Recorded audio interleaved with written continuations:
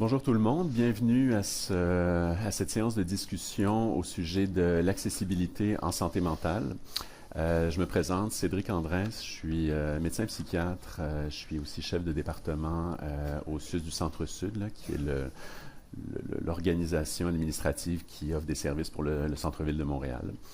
Donc aujourd'hui, on a le plaisir de discuter avec deux panélistes, Dr Beauquier Bérangère, qui est pédopsychiatre en France, qui va nous parler de sa vision de l'accessibilité principalement pour les soins aux enfants, mais aussi de manière un peu plus générale, comment ça se passe sur le vieux continent.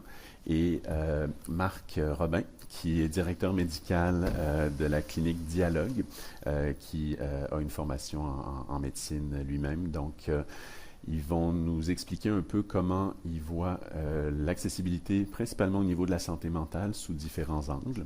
Donc, la rencontre va durer à peu près 60 minutes. On voudrait qu'elle soit le plus dynamique possible. Donc, c'est une discussion entre nous. Il n'y a pas d'acétate, de slide, ni quoi que ce soit. On veut que ce soit dynamique et on veut aussi que vous participiez. Si vous le voulez, bien entendu, personne n'est forcé de faire quoi que ce soit. Donc, si vous voulez réagir live à ce qui est dit ici sur la scène, ben, levez-vous et allez au micro et faites-moi un petit signe. Il y a un gros spotlight dans ma face. Fait que ça se peut que je vous vois un peu moins, mais je pense que ça devrait être correct. Alors, sentez-vous bien à l'aise d'intervenir en direct. C'est bien important pour nous. Alors, je vais commencer par demander à nos deux panélistes de se présenter un peu plus en détail, puis de nous expliquer en gros pourquoi d'après eux ils sont là. Alors, Bérangère. Ben, merci. Alors, je suis d'abord bien évidemment très heureuse d'être là. Moi, j'exerce en France. Alors, j'ai un petit lien quand même particulier avec le Québec. J'ai travaillé pendant 6 mois pendant mes études à Sainte-Justine, il y a pas mal de temps maintenant, mais j'ai gardé un attachement très fort avec cette province. Et j'exerce donc à Paris, en région parisienne maintenant. Pendant longtemps, j'ai exercé dans un centre hospitalier, le centre hospitalier Necker, qui est vraiment un peu l'équivalent de Sainte-Justine, dans le service de pédopsychiatrie, avec des missions à la fois sur la psychiatrie périnatale et puis sur la psychiatrie de secteur. Je vous en redirai un petit mot tout à l'heure. Et puis, je suis passée maintenant sur un autre département proche de la région parisienne où il y a vraiment une population dans laquelle l'accès aux soins est plus difficile parce qu'il y a moins de moyens. Il y a moins de ressources, il y a moins d'idées aussi qu'on peut trouver de l'aide dans la population de ce département. Et donc, on a des vrais défis pour aller vers les patients. Voilà pour la petite présentation. Je vais vous passer la parole, puis on reviendra. Merci Bérangère. Marc Robin, médecin de famille. Depuis plus de 20 ans, ça fait quelques années que je dis ça déjà. Je suis le directeur médical chez Dialogue. Dialogue, c'est une entreprise fondée à Montréal en 2016 qui offre des soins intégrés en virtuel. Donc, c'est une boîte de télémédecine. On offre une plateforme de soins intégrés, santé mentale, santé physique, programme d'assistance aux employés, programme d'auto-soins, la TCCI ou Santé Mieux-être. À près de 15% de la population canadienne, 2 millions de Québécois ont accès par leur employeur ou par leur assureur à nos services. Donc, on s'inscrit vraiment en complémentarité au système public. Il n'y a jamais personne qui paie pour les services de télémédecine chez Dialogue. Les services ne sont pas facturés au régime public non plus. C'est l'employeur qui assure les frais des services de télémédecine pour ses employés et les membres de la famille des employés. Et donc, on travaille, nous, à améliorer l'accès à des soins de santé en mettant à contribution l'employeur qui a à cœur le capital humain dans son entreprise. Et puis en santé mentale, bien, on sait, la santé mentale, historiquement, 60% des frais en santé mentale sont assumés soit par le programme d'assistance aux employés d'une entreprise, sont payés partiellement par l'assurance d'un employé ou sont payés par la poche de l'employé.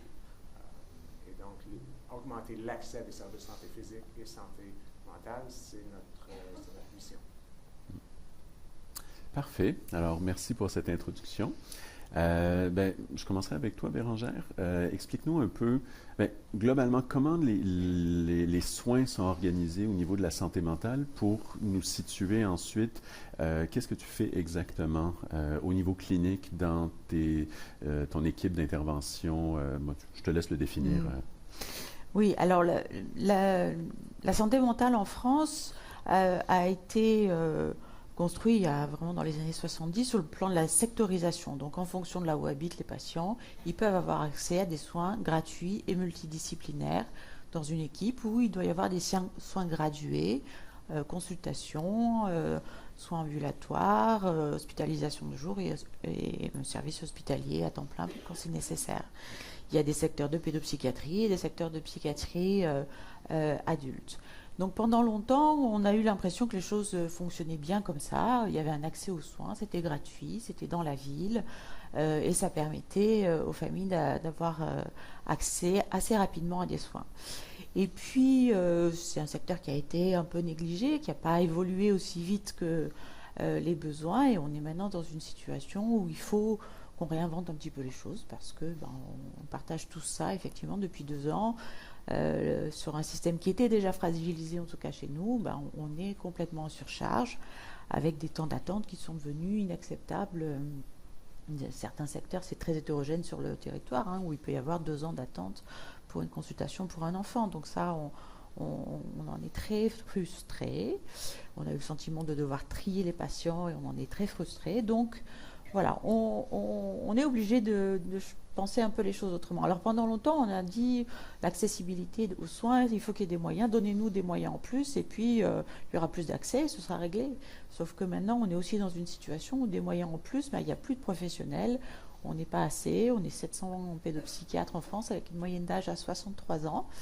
Donc on sait qu'on va avoir des années difficiles devant nous et il faut qu'on puisse penser un peu les choses autrement.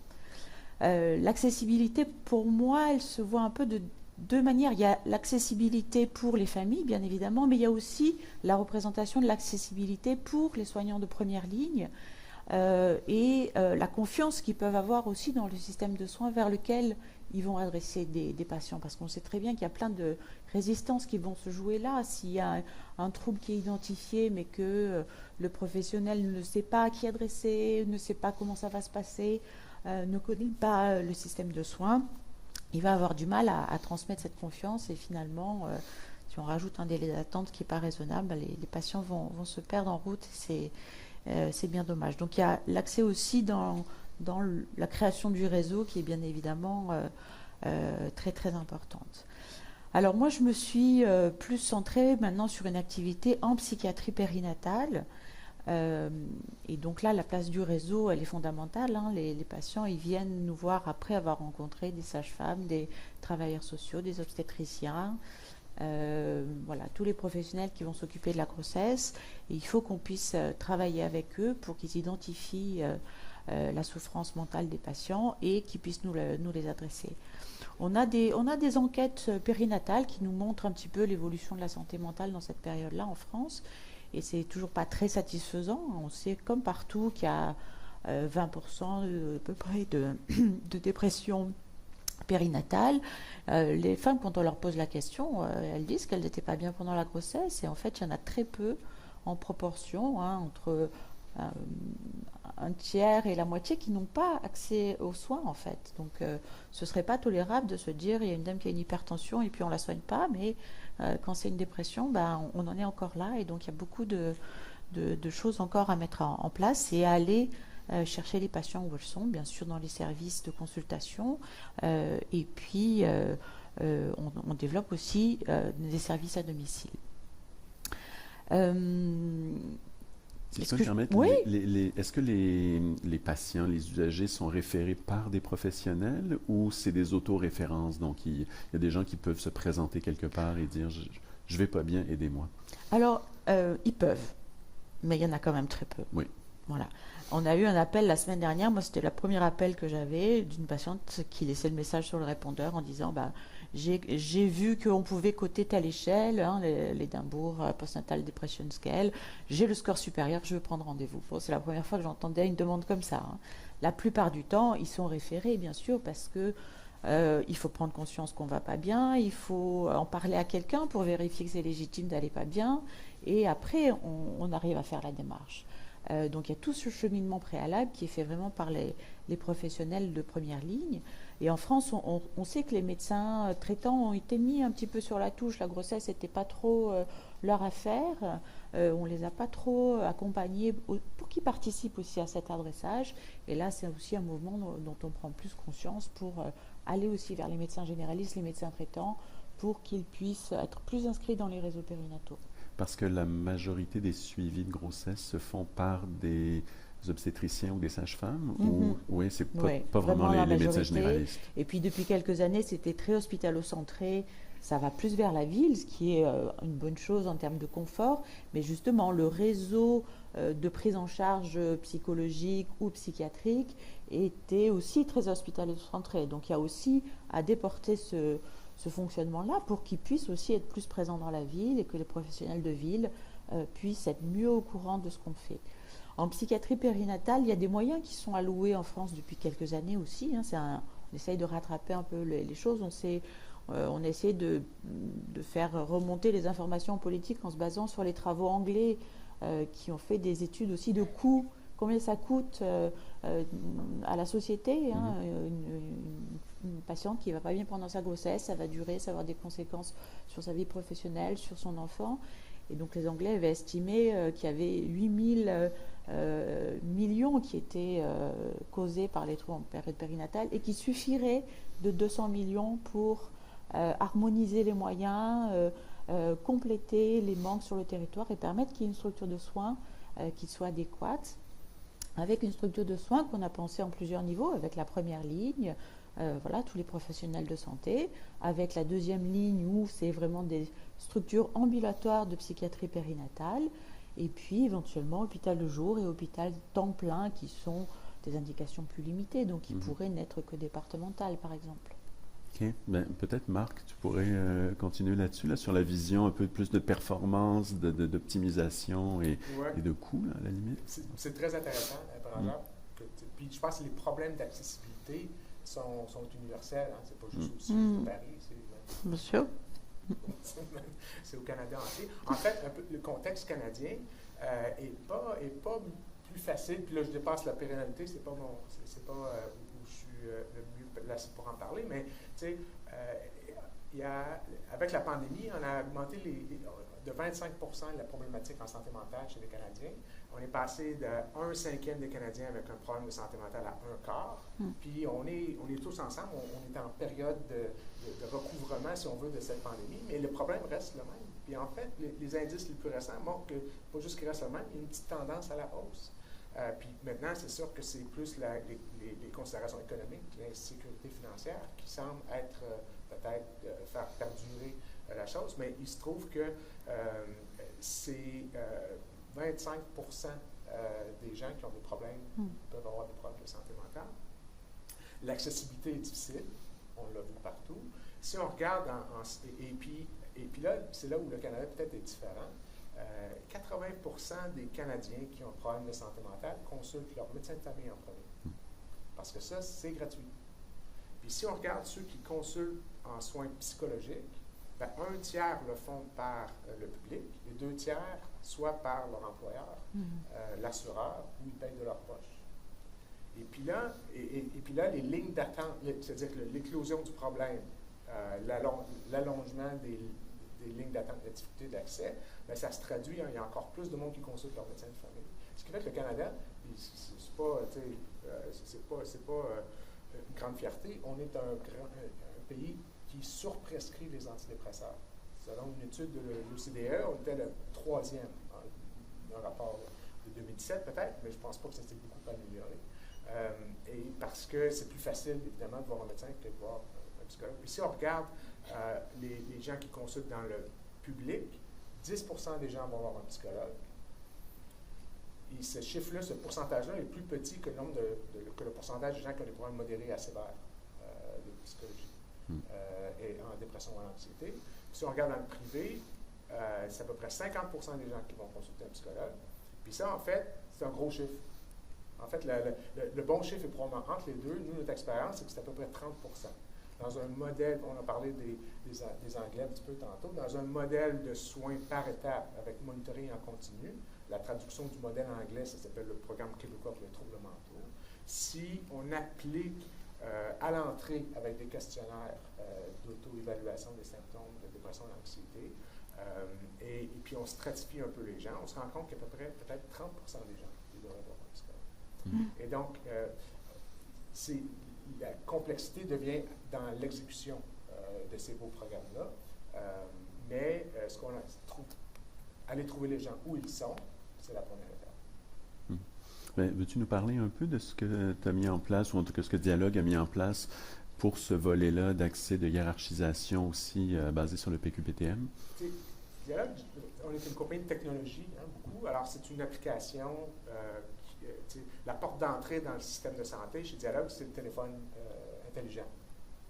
Et donc, l'accessibilité, et ça, une des premières choses qu'on a trouvées, c'est qu'on on diminue énormément les barrières à l'accès aux soins. C'est-à-dire, si tu me dis, Cédric, écoute, Marc, tu n'as pas l'air trop bien, tu devrais parler à quelqu'un. J'espère que tu me dis ça du lundi au vendredi entre 9 et 4 parce que je peux prendre le téléphone puis prendre un rendez-vous quelque part, puis peut-être que dans 6 semaines, j'aurai un rendez-vous. Puis on sait que 50% des gens n'iront pas. En fait, il y a juste 50% des gens qui consultent et 50% des gens ne vont pas au suivi. Avec une application sur un téléphone intelligent, le temps entre je devrais parler à quelqu'un et je parle à quelqu'un, ben, ça se compte en secondes. La proximité à une équipe multidisciplinaire se mesure en calculant la distance entre l'index et l'écran, en fait. Et puis de là on peut avoir, il n'y aura pas un humain en premier nécessairement, mais un agent conversationnel qui va poser des questions. Alors, c'est très important de savoir, on est-tu sur le bord du pont? On est-tu une crise? En 1 minute, il faut parler à quelqu'un. Ou on est-tu en crise qu'il faut désamorcer parce qu'il n'y a pas de travail qui va se faire aujourd'hui? Il y a un processus pour ça. Ou on a un problème de santé mentale commun, parce que là, on ne fera pas de pédiatrie, on ne fera pas de... Et puis là, on peut appliquer les principes du programme québécois pour les troubles mentaux, c'est-à-dire de stratifier à la base des questionnaires d'auto-évaluation des symptômes d'anxiété, GAD-7, dépression, PHQ-9, ou l'impact de ces symptômes sur le fonctionnement. Il y a un questionnaire qui s'appelle WSAS, il y a pas de quiz. Mais après ça, on peut stratifier les gens selon le degré de détresse qu'ils ont pour bien les jumeler aux bons professionnels de la santé. On disait hier dans une autre conférence, si tout le monde qui a un bobo a besoin d'un médecin, ben, il n'y en a pas assez, puis tout le monde attend. Puis si tout le monde qui ne se sent pas bien aujourd'hui a besoin d'un psychologue, ben, il n'y en a pas assez non plus. Alors, comment on fait pour bien comprendre la problématique puis bien jumeler? Bien, ces questionnaires, dans le programme québécois pour le trouble mentaux, on a balisé ça avec les meilleures pratiques et qui ont été, en fait, on n'a pas inventé, là, c'est le modèle de soins anglais. Et puis de là, si on regarde qu'est-ce qui arrive au bout de tout ça, bien, on se rend compte qu'il y a à peu près la distribution, c'est à peu près un tiers entre les gens qui ont des symptômes légers, les gens qui ont des symptômes modérés et des gens qui ont des symptômes sévères. Les gens qui ont des symptômes légers sont subcliniques. Hein? Ils ont besoin d'accompagnement, de conseils. Souvent, c'est tout ce qu'ils ont besoin pour prévenir de cheminer vers des symptômes plus modérés.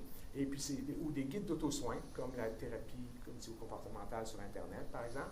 Et puis être suivi dans le temps. Les gens, si on va à l'autre extrême, les gens qui ont des problèmes sévères, l'anxiété sévère, ben les guides de pratique nous indiquent que c'est une combinaison de thérapie cognitivo-comportementale avec le psychologue et possiblement une pharmacothérapie avec le médecin. Puis à la fin de tout ça, on se rend compte qu'il y a à peu près 30% des gens qui devraient voir un psychologue. Chez nous, il y a à peu près 25% des patients qui vont effectivement avoir besoin d'un médecin et qu'il y a 30% des gens qui ont besoin d'un travailleur social, par exemple, ou de la TCCI. Puis le groupe du milieu, c'est un mix, là, parce que ça dépend de l'impact. Mais ça offre une beaucoup meilleure utilisation des ressources, ce qui fait qu'on peut voir plus de monde en moins de temps. Et puis l'autre truc que je dirais, c'est que les mesures répétées dans le temps, le monitoring en continu des questionnaires d'auto-évaluation, bien, ça permet de suivre la progression, la courbe de réponse des participants et ajuster le traitement au niveau individuel. Puis au niveau du programme, de mesurer la performance d'un programme. Puis là, je vais répéter des mots de Dr. Barrett, puis ça ne pas que ça m'arrive. Attention. Je suis pas très d'accord. Ne le dis pas. Il faut mesurer si on veut comprendre et s'améliorer. Oui. Mais peut-être, Bérangère, par rapport à cette notion de tri, d'envoyer la bonne personne au bon moment, tu as dit que vous étiez au prix avec le choix déchirant de savoir qui on va traiter à quel moment. Comment est-ce que tu vois une situation un peu idéale pour permettre de faire ce tri pour que la bonne personne, le bon patient, la bonne famille ait accès, par exemple, à tes services? Alors, en fait, pendant très longtemps, on a eu un accès qui était très général. Les gens voulaient voir un pédopsychiatre et ils avaient rendez-vous avec le pédopsychiatre. Là encore, on se rend compte qu'on n'est plus assez nombreux, on n'y arrive pas. Parce que, si je peux me permettre, il n'y avait pas besoin de référence médicale. Non, les patients pouvaient venir directement, bien sûr. Oui, ils pouvaient venir directement. La référence était souvent un soutien, mais ce n'était pas du tout une condition administrative, en tout cas. Et on était très attachés à l'idée de la continuité aussi des soins psychiques. Donc c'était important pour nous que la première personne qui rencontre la famille reste dans la boucle du soin, soit vraiment le pivot, et souvent c'était le consultant principal. Là, on est obligé de changer un petit peu notre modèle, et ce qui implique de travailler plus sur la fonction d'équipe, en fait, la continuité qui est plus portée par l'équipe que par une personne identifiée. Parce que, effectivement, il va y avoir des professionnels non médicaux qui vont faire des premiers accueils, ou alors il va y avoir des accès rapides où on va faire des consultations, 2-3 consultations d'évaluation, essayer de trier un petit peu la problématique, mais avec quand même un accueil clinique, pas uniquement sur le modèle que vous proposez. Effectivement, pour l'instant, j'ai eu du mal, moi, à l'imaginer en pédopsychiatrie, parce que là, l'enfant, effectivement, il faut quand même le voir, et ce que ses parents vont dire de lui, c'est une partie du problème, mais il y a aussi ce qu'il va montrer par lui-même. Voilà, donc on est en train de stratifier un petit peu les choses, mais c'est vraiment un changement idéologique profond, et ça va impliquer qu'on arrive à penser la continuité d'une autre manière, et plutôt une continuité au sein de l'équipe, avec un partage d'informations sur lesquelles on est peut-être plus explicite aussi, entre le professionnel qui a reçu en première ligne et puis celui qui va passer la main, qu'est-ce qu'on transmet, comment on transmet. Il y a tout ce travail de maillage, en fait, qui va permettre de faire évoluer les choses, mais on est obligé d'aller vers une évaluation un peu plus rapide des patients pour trier l'urgence. Alors, après, on a été, dans le cadre de la pandémie, vraiment dans des situations dramatiques où on triait les patients les plus graves parmi les plus graves, parce qu'on n'avait pas suffisamment de ressources, même pour hospitaliser des adolescents suicidants. Voilà, donc ça, il y a aussi, là par contre, il faut des moyens, il faut qu'il y ait plus d'unités, il faut qu'il y ait des services d'urgence aussi pour les enfants qui s'ouvrent, ça c'est un autre champ.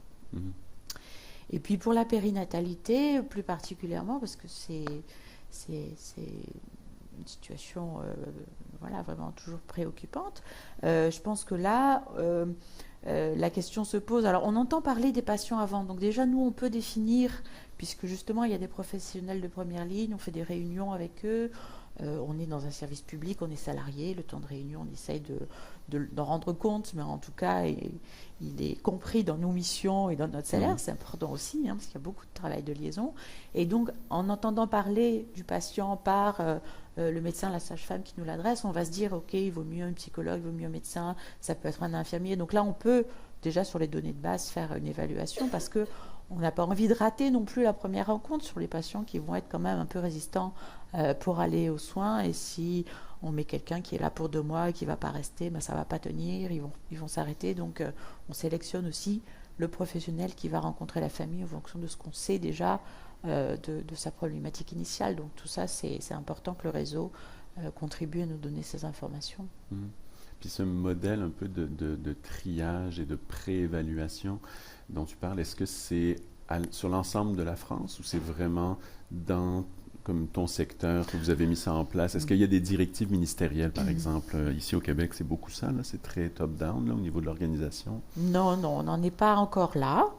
Mm. C'est quelque chose qui s'impose par les faits, mais qui se met en place un peu progressivement avec des équipes qui se mobilisent pour réorganiser leur manière de travailler et avec des soutiens financiers possibles, effectivement, quand ils déposent un projet qui va dans ce sens-là. Donc, c'est une incitation et ça se fait progressivement. OK. J'ai fait une critique de notre réseau en parlant du modèle top-down. Si vous n'êtes pas d'accord ou d'accord, réagissez parce que je ne sais pas qui est dans l'audience, mais sentez-vous à l'aise de ne pas être d'accord aussi avec ce qu'on dit là. Hein. Marc, moi je suis en fait curieux concrètement. Comment ça se passe là? Parce que j'aime beaucoup tes images là, de comme l'accessibilité, c'est la distance entre le doigt et l'écran, donc ça parle beaucoup. Mais concrètement, je passe à travers ton triage et éventuellement c'est comme, boum, il y a un visage de psychologue qui apparaît et je commence à lui parler. Si l'algorithme m'envoie vers ça, c'est... Ben, c'est pas loin. OK. C'est pas loin. C'est-à-dire que, tu sais, on commence une conversation avec un agent conversationnel qui est tout à fait gentil. Et puis, on se fait poser des questions. Et puis après ça, on répond au questionnaire PHQ-947, de l'ISAS, tout ça. Là, on est comme stratifié, on participe activement à ça. Et puis là, on arrive à un moment dans cette conversation-là où on est offert un rendez-vous avec une thérapeute. Et puis le but de la première rencontre, c'est probablement d'écouter, hein, de valider, et puis et de préparer la rencontre thérapeutique qui aura lieu avec parce que là, il faut valider l'information qu'on a eue, parce que c'est bien beau d'avoir des scores, ça ne dit pas toute l'histoire. Tu sais, j'ai des scores moyens, mais je prends 4 médications, j'ai des scores moyens, puis ça va très mal depuis 2 semaines, c'est pas la même histoire. Ouais. Et puis là, et de là, on aura un rendez-vous avec, puis la préférence du patient compte pour beaucoup. Tu sais, on aura un rendez-vous avec un service en psychologie quelconque. Et puis 100% des gens auront donc accès à un service de psychologie quelconque, celui qui leur est le plus approprié, là, dans les 24 heures, on compte ça en heures, là, les délais. Puis, selon le besoin, tu sais, là, je vais prendre des cas sévères. Ça fait 2 jours que je peux aller au travail. Bien là, peut-être qu'on aura besoin d'un médecin plus vite. Mais on va toujours essayer la thérapie. Puis, selon la préférence du patient, peut-être qu'on va retarder la visite médicale, donner la chance à la thérapie de faire un peu de millage. Mais selon l'expérience du patient. Hein, si c'est une récidive, j'ai déjà eu une histoire psychologique quelconque, j'ai déjà pris des médications, on va y aller plus vite. Alors, c'est ça. Et donc là, on aura un rendez-vous avec le thérapeute. Et puis là, tu sais, que ce soit le psychologue, là, je vais prendre l'exemple psychologue-médecin pour rajouter des travailleurs sociaux, tous dans le même dossier. On est tous dans le même dossier. Et donc, et puis à chaque fois qu'on voit le patient, bien, avant de voir le patient, on prend connaissance des scores PHQ-947. Et donc, je dirais que pour le praticien, c'est vraiment intéressant parce qu'on est beaucoup moins interrogateur, on collecte beaucoup moins de données parce qu'on les a devant nous et on rencontre le patient où il est dans sa conversation. Tu sais, les échanges sont beaucoup plus significatifs. Tu sais, on passe le temps à vraiment jaser et non pas et un petit peu moins à comptabiliser et à documenter les symptômes. Tout ça est fait en amont. Et c'est là que la technologie du virtuel aide vraiment. On peut vraiment préparer en amont une visite. Et la visite est beaucoup plus efficace pour tout le monde. Et puis, après ça, il y a un suivi. Fait que, tu sais, le suivi est hebdomadaire, bi-hebdomadaire, mensuel ou quelconque. Et puis, il y aura une prise si possiblement, moi, je vois le patient, le psychologue le voit la semaine prochaine, le psychologue me communique que le patient n'aura pas la médication, il est nauséeux, on va reprendre, l'espèce de case manager va reprendre le cas, va donner un rendez-vous plus rapide. C'est vraiment une approche intégrée.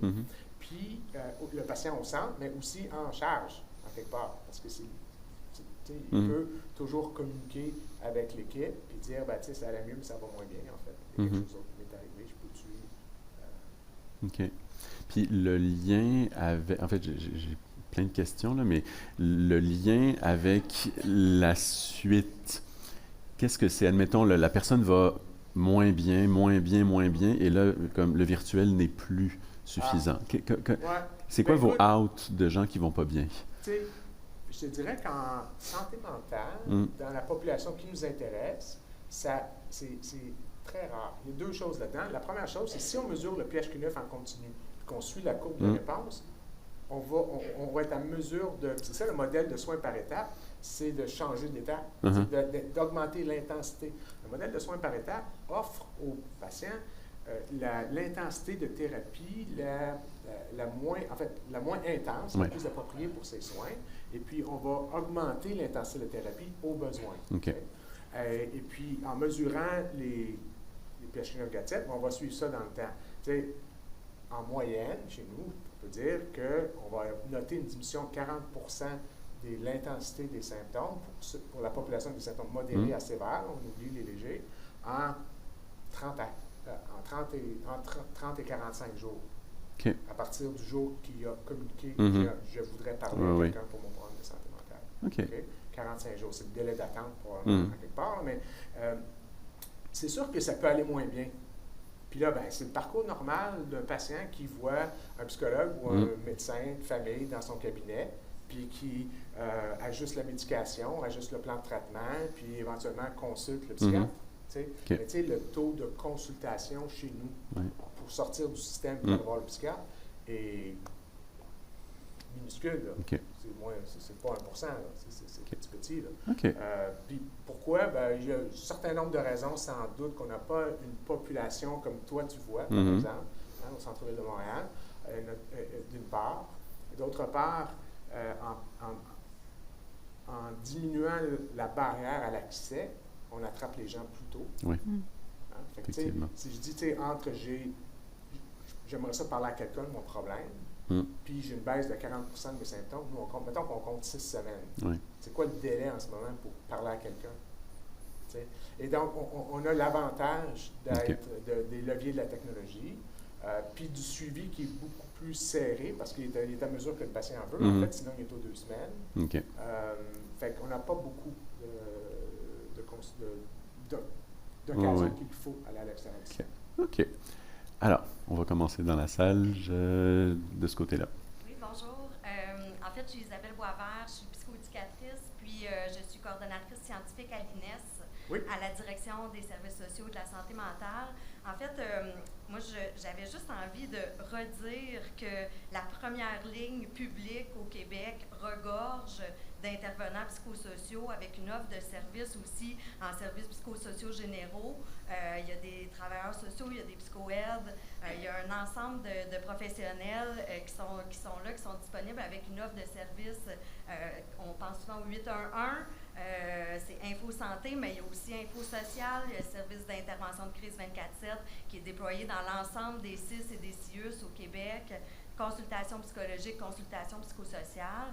Et en fait, moi, je rêve d'une première ligne publique qui pourrait avoir accès à des applications comme vous développez, parce que je pense qu'entre autres, un des éléments qui fait en sorte que les médecins sont peut-être un peu démunis, c'est aussi un coffre à outils que les professionnels psychosociaux ont peut-être pas tout aussi bien garni que certains autres dans le privé.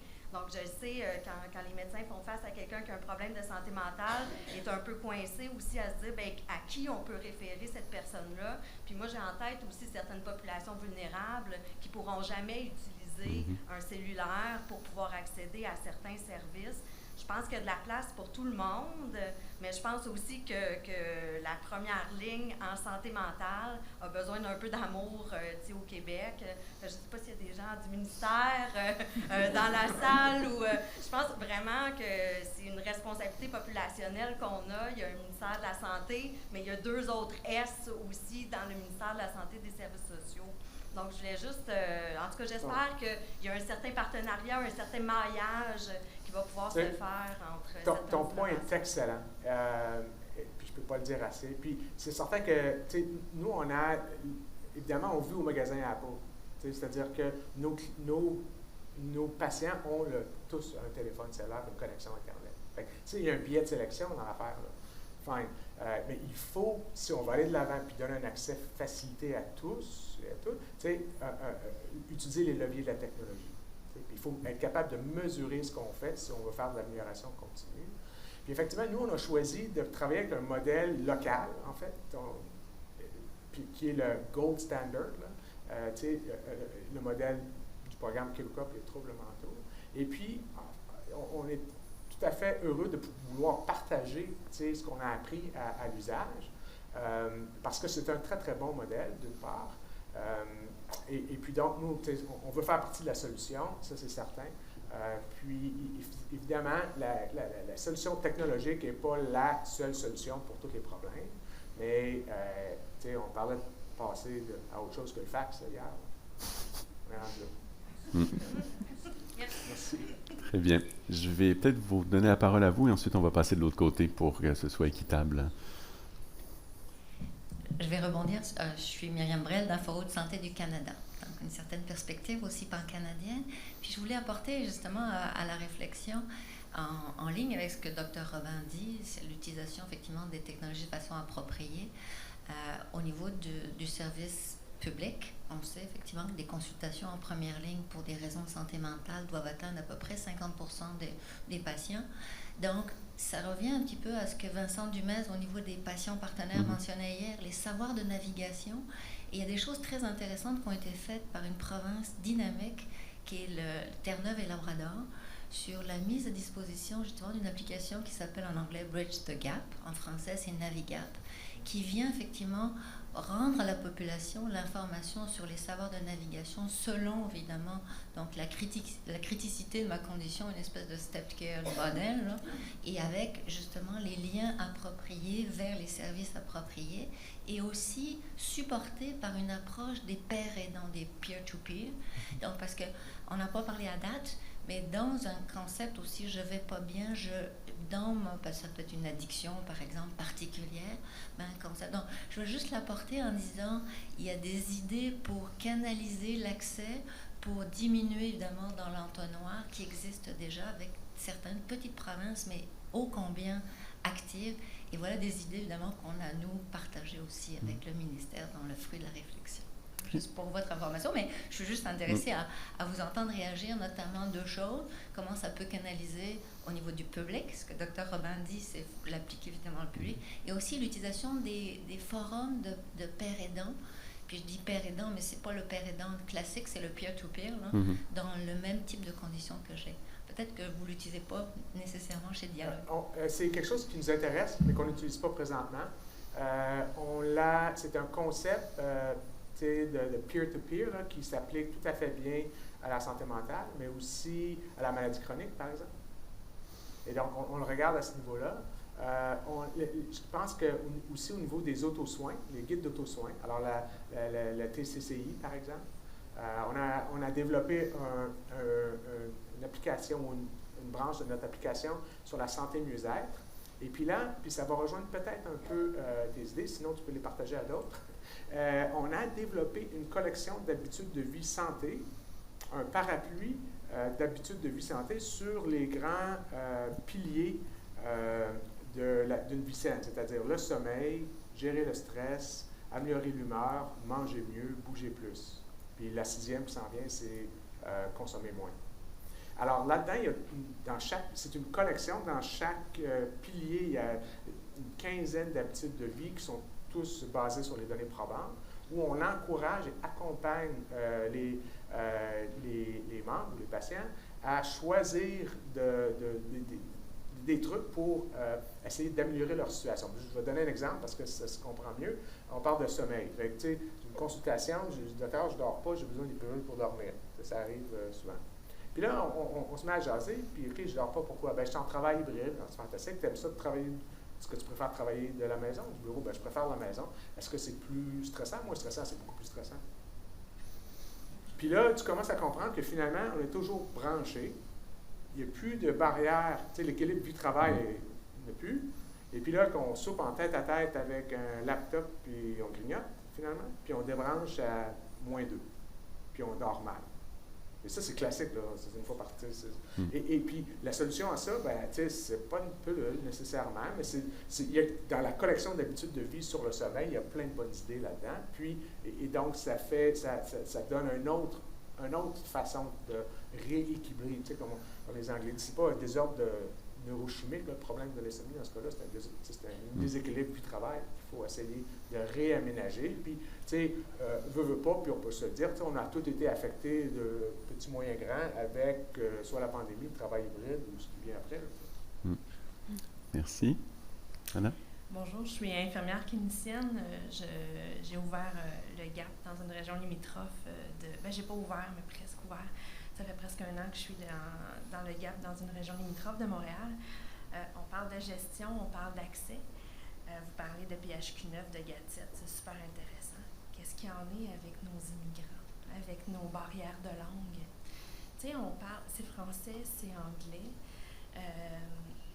Puis, tantôt, pour répondre à la première personne qui a parlé tantôt de l'INES, chez nous, moi, ce que j'ai donné comme information, c'est que pour tout patient qui appelle, quand c'est une santé physique, en termes d'éducation à la population, on réfère au 811 option 1 quand il appelle pour un épisode de soins physiques.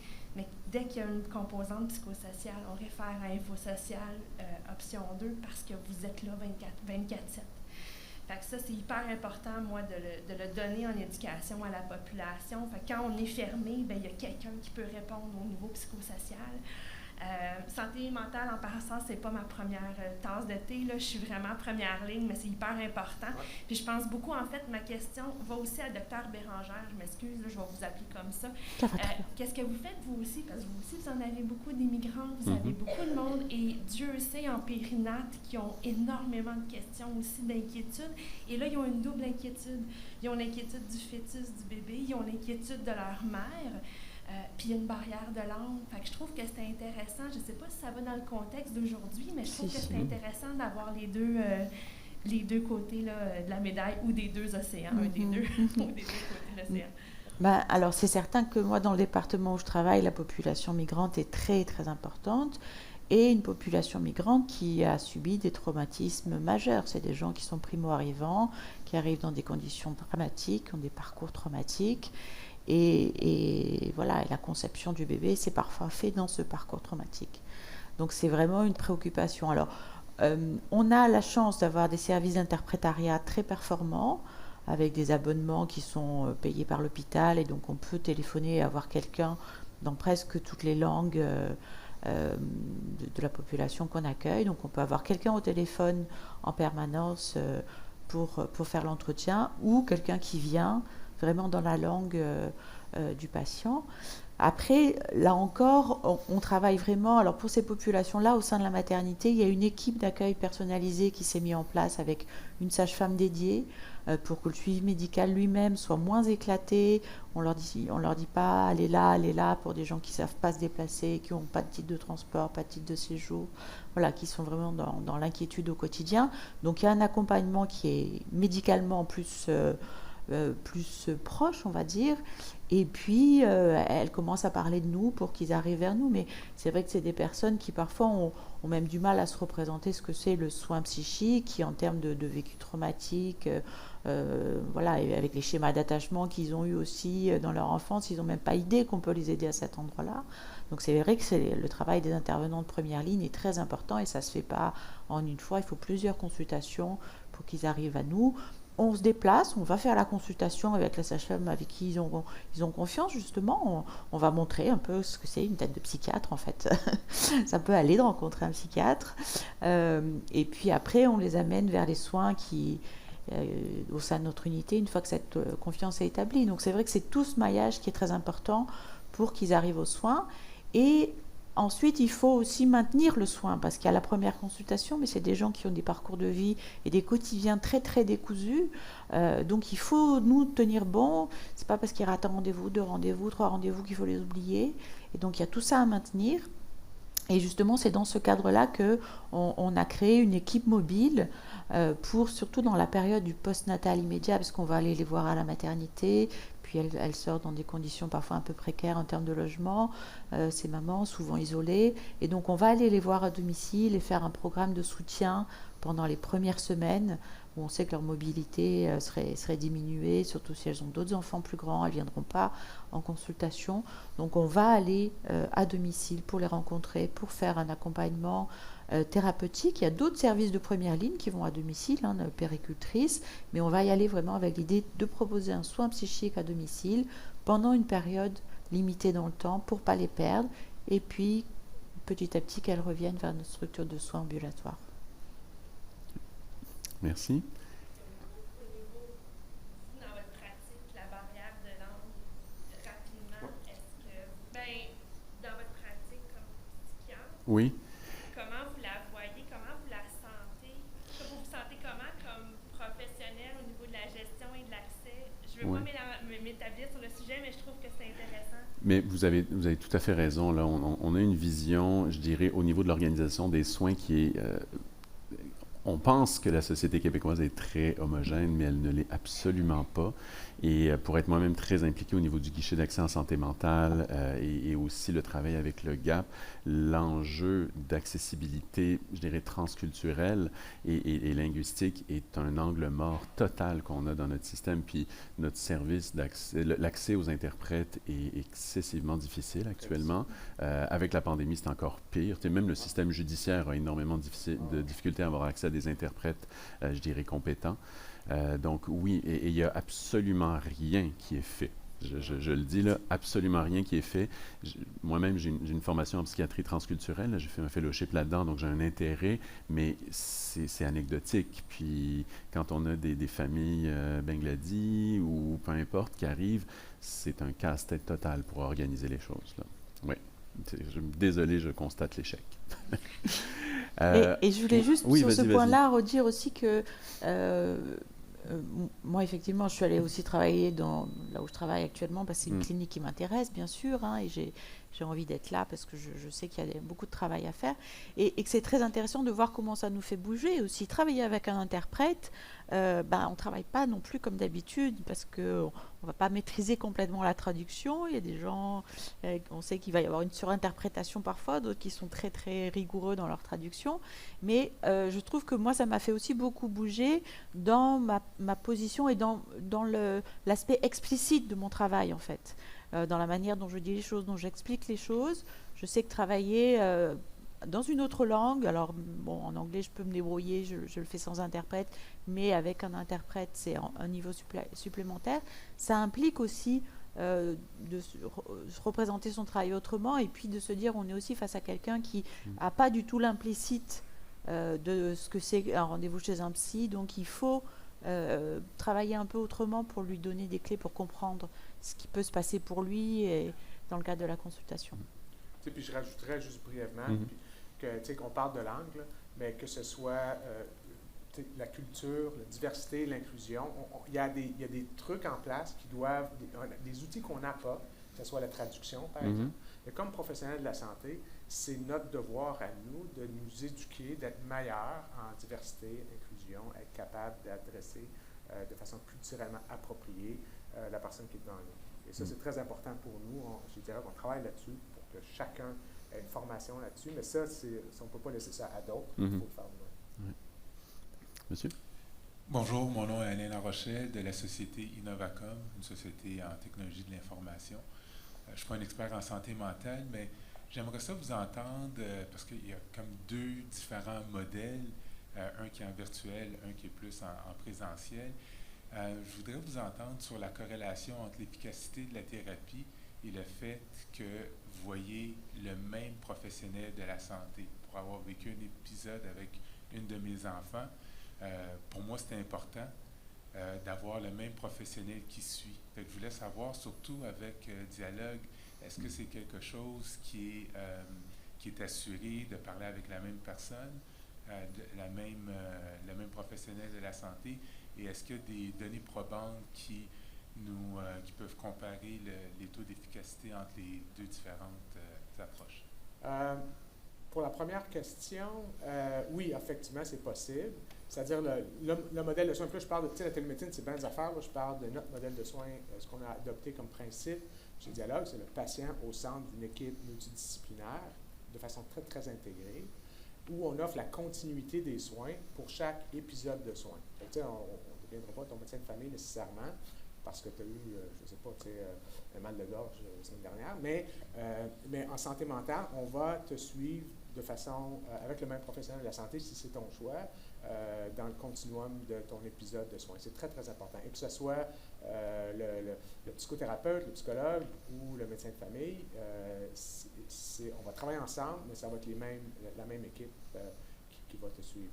Est-ce qu'il y a des données probantes qui démontrent que c'est être avec le même thérapeute, c'est mieux? Sans doute que oui. Je ne suis pas dans une mesure de citer la différence, mais certainement pour nous, c'est ce qu'on a adopté comme principe, effectivement. Puis, je dirais que, puis là, je ne vais pas diverger trop loin de ta question, mais le paradigme du médecin de famille, puis je suis médecin de famille, donc ça peine juste un petit peu de le dire, mais de dire que j'ai besoin de jouer être avec mon médecin de famille toute ma vie, là, puis c'est lui qui va me suivre pendant 30 ans, là, c'est pas le paradigme, c'est pas l'idée principale véhiculée par, ou le besoin principal véhiculé par les milléniaux, par exemple. Avoir un accès rapide pour régler mon problème, c'est ça qui est important. Par contre, chez les gens des 50 et plus, en santé primaire, c'est plus important. Parce qu'ils ont peut-être des problèmes de santé, peut-être qu'ils veulent un lien d'attachement plus grand. En santé mentale, c'est pareil. Je pense que quand tu t'ouvres et tu acceptes, parce qu'il y a encore un petit peu de tabou, mais tu acceptes de parler de santé mentale, tu ne vas pas recommencer à zéro avec une nouvelle personne à toutes les fois, ça c'est certain. Moi, je voulais dire un mot. Je ne vois plus la personne. Oui. Ah, pardon. Moi, j'ai exercé une vingtaine d'années sans bouger de service. Donc, j'ai eu l'occasion de faire des suivis très longs. Et j'ai adoré faire ça. Et effectivement, pouvoir avoir une famille qu'on connaît dès la période périnatale, où on les accompagne dans tous les tourments qu'eux expérimentent à ce moment-là. Et puis, pouvoir suivre cet enfant de loin en loin, ça ne veut pas dire que je le voyais toutes les semaines, mais de loin en loin, il savait que j'étais là, il revenait. Et puis au moment de l'adolescence, pouvoir retravailler ce qui s'est passé au moment de la naissance pour lui, pouvoir l'aider avec sa maturité à comprendre ce qui s'est passé, j'ai trouvé que c'était vraiment un travail formidable et je souhaiterais que ça puisse se mettre en place et que cette continuité puisse exister. Maintenant, on est dans des circonstances économiques et démographiques qui font que ça va devenir un peu exceptionnel, hélas. Moi, j'essaye de penser, là je suis dans une équipe où on n'est vraiment que centré sur la périnatalité, mais de penser quand même à la continuité. Alors la continuité, elle peut s'articuler quand même à plusieurs. Quand je travaille avec une résidente, les internes, ils sont là pendant 6 mois. Nous, les suivis, ne serait-ce que la grossesse et les premiers mois du postpartum, ça va dépasser les 6 mois. Donc, dès le départ, on est à 2. Ils savent que je suis là, ils savent que je supervise. Ils m'ont rencontré et puis ils avancent avec le résident. Je fais des points de temps en temps. Donc, c'est une autre manière de penser à la continuité sans être là tout le temps parce que, effectivement, ça me permet d'économiser du temps et de voir plus de patients. Puis, je rajoutais juste un petit truc, au-delà de la continuité, la santé mentale et la santé physique, c'est indissociable. On a certainement vécu pendant la pandémie le fait suivant, c'est-à-dire que si tu as consulté pour un problème de santé physique et que tu as eu un bon service, que ce soit dans n'importe quel milieu de soins, la probabilité que tu acceptes de discuter d'un problème de santé mentale avec le même intervenant est beaucoup plus grande. Et donc, et ça, c'est très important. Donc, l'aspect d'avoir des soins de santé physique et santé mentale intégrés compte pour beaucoup à l'accessibilité. Merci. Madame? Oui, dans le fond, j'ai essayé de ne pas mélanger mes chapeaux. Premièrement, je suis conseillère en innovation au ministère de la Santé et des Services sociaux depuis janvier. Donc, un petit peu en réponse à votre question, le Navigap, puis dans le fond, Bridge the Gap est actuellement en cours de projet sur lequel je travaille avec le CIS de l'Outaouais, qui risque que, en tout cas, la nouvelle va normalement, le volet, dans le fond, quand vous allez sur le site Internet, vous avez Terre-Neuve-et-Labrador, vous avez le Nouveau-Brunswick, puis vous avez Canada. Éventuellement, il y aura des changements. Donc, c'est ça. Vu que je suis sur le dossier, j'en profite pour en parler un petit peu.